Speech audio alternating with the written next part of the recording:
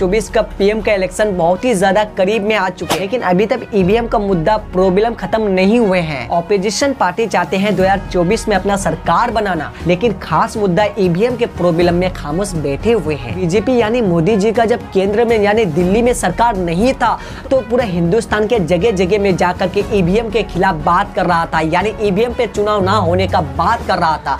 मोदी जी कहते थे कि ईवीएम में चुनाव ना हो करके बैलेट पेपर में चुनाव होना चाहिए। अरे दुनिया के पढ़े लिखे देश भी जब चुनाव होता है ना तो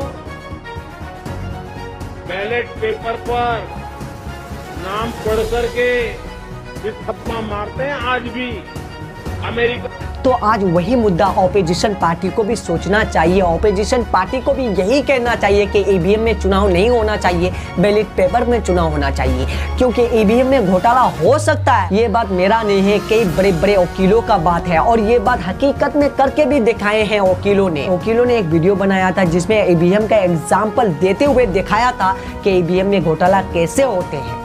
तो अब तो ऑपोजिशन पार्टी यानी राहुल गांधी को कुछ तो सोचना जरूरी है, कांग्रेस को तो कुछ सोचना बहुत ही जरूरी है। हाँ, आवाज तो ईवीएम के बारे में होता है, लेकिन उतना नहीं होता है जैसे कि पता चलता है 2024 के चुनाव खत्म हो जाएगा, उसके बाद भी ईवीएम का प्रॉब्लम अभी तक सॉल्व नहीं होगा, इस तरह का पता चल रहा है। और एक बात आपको बता दें, जितना भी इंसान ईवीएम के बारे में वीडियो बनाता है ना, तो उसका वीडियो जब यूट्यूब में चलता है या फेसबुक में चलता है तो ईवीएम का जो भी देख रेख करता है जो भी संगठन, तो उसके वीडियो के नीचे एड दे देता है, एक आर्टिकल दे देता है। उस आर्टिकल को पढ़ करके आपको समझाने का कोशिश करता है कि ईवीएम में कोई भी ऐसा गड़बड़ी नहीं है, ईवीएम कैसे काम करता है नहीं करता है, उस तरह का बात कर रहा है। लेकिन दरअसल बात हकीकत ये है ना कि ईवीएम से घोटाला हो सकता है, और ये बात मेरा नहीं है, आपको तो पहले भी बोल चुके हैं, थोड़ा देर पहले बोले ना, ये वकीलों ने एग्जाम्पल दे करके बताया है। राहुल गांधी भारत जोड़ो न्याय यात्रा में बिजी है, और भारत जोड़ो न्याय यात्रा का सबसे खूबसूरत बात ये भी है कि हजारों लाखों के भीड़ एक साथ जमा होते हैं, जोड़ते हैं भारत जोड़ो यात्रा में। इस यात्रा में हम भी शामिल हुए थे और देखे हम कि इस यात्रा में लाखों के तादाद में लोग शामिल होने के लिए आते हैं, जो कि राहुल गांधी का ये कदम मुझे बहुत ही अच्छा लगा। लेकिन कांग्रेस का जो बड़े बड़े नेता है ना, उसे हिंदुस्तान के अलग अलग जगह में जा करके रैली करना चाहिए, लोगों को ये समझाना चाहिए कि किस तरह का हालात है और क्या क्या करना चाहिए, क्योंकि ईवीएम का मुद्दा अभी उठता है बैठता है, क्या हमें समझ नहीं आता है। सॉल्व हो जाने से अच्छा होता।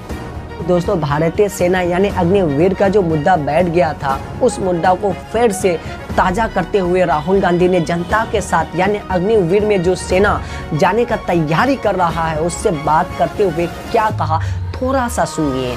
हिंदुस्तान के युवा जो हैं अग्निवीर में उनके साथ अन्याय हो रहा है या नहीं।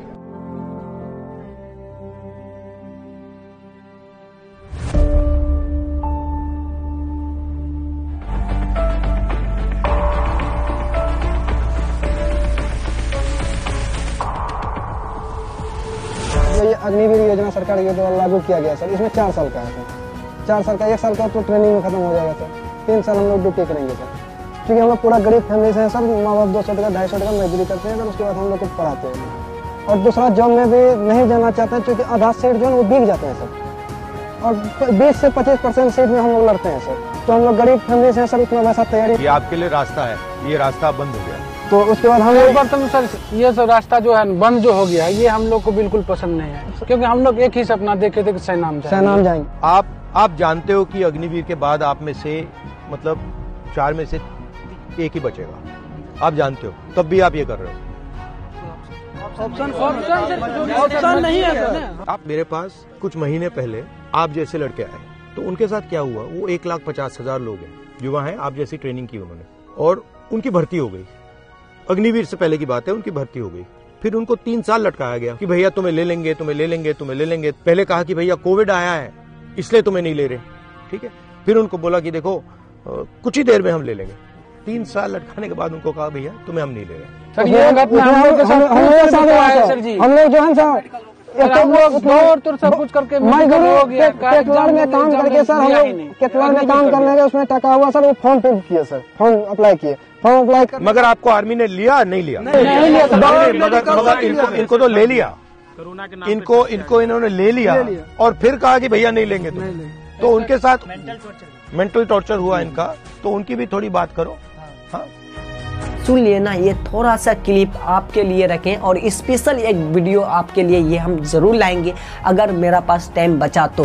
अगर नहीं बचा तो अगर आप लोगों को कमेंट के हिसाब से ही लाया जाएगा। अगर आपको ये वीडियो अच्छे लगे तो सब्सक्राइब ज़रूर करिएगा और साथ ही में शेयर भी कर दीजिएगा और फेसबुक में देखते हैं ना, फॉलो ज़रूर करिएगा।